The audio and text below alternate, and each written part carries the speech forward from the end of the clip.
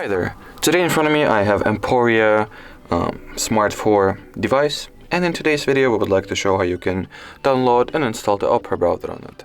So first of all, you want to open up the Google Play Store. At the search bar type in Opera just like so. Here click on this green install button and wait for the app to get downloaded and installed respectively.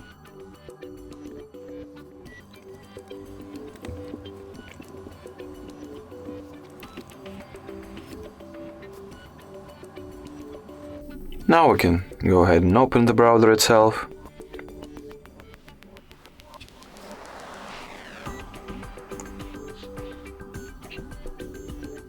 Here you want to click on this blue continue button.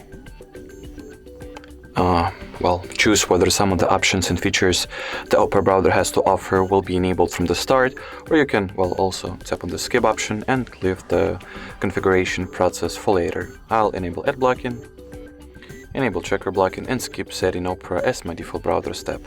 Over here at the last step of the Opera browser setup, it is allowed that you customize the permissions and accesses that you are going to grant to Opera.